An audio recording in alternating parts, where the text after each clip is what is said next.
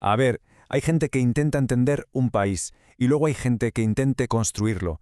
Y después, en una categoría aparte, está Darcy Ribeiro, una figura absolutamente monumental en la historia de Brasil, un hombre que dedicó toda su vida a una única y gran obsesión, entender y edificar Brasil desde sus mismas raíces. Por un lado, fue un antropólogo clave, uno que se metió hasta el fondo para excavar en las raíces de su gente. Pero también fue un educador revolucionario, de los que sueñan con construir el futuro a través del conocimiento. Fue, como no, un político apasionado que se dejó la piel luchando por sus ideas. Y, por si fuera poco, un escritor prolífico que literalmente le dio forma a la manera en que Brasil se ve a sí mismo. Hoy vamos a ver cómo una sola idea fue el motor que movió todas estas batallas. Para entender una vida tan compleja, vamos a seguir una especie de hoja de ruta. Primero veremos al hombre y sus múltiples caras. Luego nos meteremos en su trabajo como antropólogo, su visión como arquitecto de la educación y su lucha en la política. Y después llegaremos al meollo de todo, para responder, al final, ¿qué narices es la cultura? Y cerraremos, claro, con el enorme legado que dejó. Venga, pues empezamos por el principio, por su faceta como el antropólogo de las raíces, porque fue aquí, en sus primeros años, en esa conexión tan profunda con los pueblos indígenas de Brasil, donde nació la base, la piedra angular de toda su forma de ver el mundo. Su carrera, la verdad, despegó a toda velocidad. Nada más graduarse en etnología, se metió en el servicio de protección a los indios, trabajando codo con comunidades como los Cadihueu. Y esa experiencia lo llevó a fundar el emblemático Museo del Indio y a ser una pieza clave en la creación del Parque Indígena de Xingu, que fue un antes y un después para el indigenismo brasileño, o sea, para las políticas de protección de los pueblos originarios. Pero, ojo, Darcy no era solo un observador, era un teórico.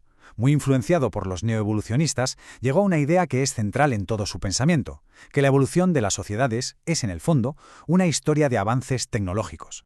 Él lo veía todo como una serie de grandes saltos tecnológicos. Primero, los cazadores-recolectores.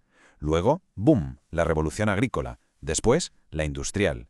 Y finalmente, la que él llamó la revolución termonuclear, marcada por el dominio de la energía atómica. Lo fascinante es que esta idea no se quedó en un libro. Para Darcy, era un plano para construir. Y esto nos lleva de cabeza a su segunda gran faceta, el arquitecto de la educación. Porque claro, para Darcy, entender el pasado estaba muy bien, pero no era suficiente. Había que construir el futuro de forma activa, y su principal herramienta para hacerlo fue la educación. Y lo que hizo en este campo es que es monumental, literalmente. No estamos hablando de pequeñas reformas, que va. Hablamos de crear instituciones de la nada. Fue cofundador de la icónica Universidad de Brasilia, impulsó esos centros educativos tan innovadores en Río, fundó otra universidad, la UNF, y por si fuera poco, reescribió la ley de educación del país. Cada proyecto era un ladrillo en su visión de un nuevo Brasil. Y para que nos hagamos una idea de la ambición que había detrás, sus propias palabras sobre los centros educativos lo dejan clarísimo. No se trataba de un programa integral de instrucción, sino de un programa integral de civilización. Para él, la educación era la herramienta con la que se podía transformar la sociedad entera, casi nada. Pero claro, cuando intentas reconstruir un país desde sus cimientos educativos, es inevitable que acabes en medio de la tormenta. Y así llegamos a su tercera gran batalla, la política. Un terreno donde defendió su proyecto con uñas y dientes. Su vida política fue, como poco, intensa. Fue ministro de Educación y jefe de gabinete del presidente Joan Goulart, algo que le costó el exilio durante la dictadura militar. Cuando volvió, cofundó el Partido Democrático Laborista y fue elegido senador. Y desde ahí siguió con su lucha por un Brasil más justo y, sobre todo, más educado. Todas esas batallas políticas no eran simplemente por el poder, no. Eran por una idea muy concreta de Brasil. Y para entender esa idea, tenemos que ir al corazón de todo, al plano maestro que había detrás de toda su obra.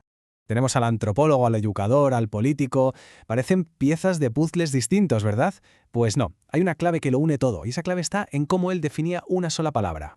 Y esa palabra es cultura. Pero su definición, que viene de su obra Teoría do Brasil, va muchísimo más allá de lo que solemos pensar.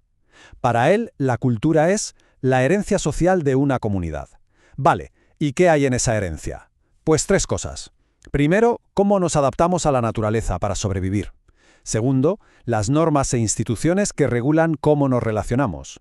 Y tercero, todo el conjunto de saberes, valores y creencias. O sea, es básicamente el sistema operativo completo de una sociedad. Y si lo vemos así, de repente, todo encaja. El Museo del Indio, ¿qué hace? Preservar esa herencia social. Sus estudios antropológicos que analizan la adaptación. Y la Universidad de Brasilia y los CIEPs ¿qué eran? Su gran intento de moldear las normas, valores y creencias de las generaciones futuras. Su teoría no era algo abstracto, era un plan de acción, un manual de instrucciones.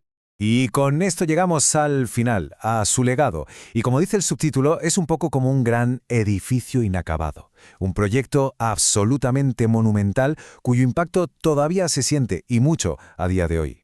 La importancia de lo que dejó es innegable, tanto que en 2008 el Consejo Nacional de Archivos de Brasil declaró su archivo personal, que gestiona la fundación que él mismo creó, como de interés público y social. Vamos, que es patrimonio de la historia del país. Es que la escala de este legado es sencillamente abrumadora. Los números hablan por sí solos. Más de 55 metros lineales de documentos, casi 9.000 imágenes, cientos de horas de audio y video. Lo que dejó atrás no es solo un archivo, es un universo de ideas para que las futuras generaciones pudieran seguir construyendo. Y esto nos deja con una pregunta final, una que queda flotando en el aire.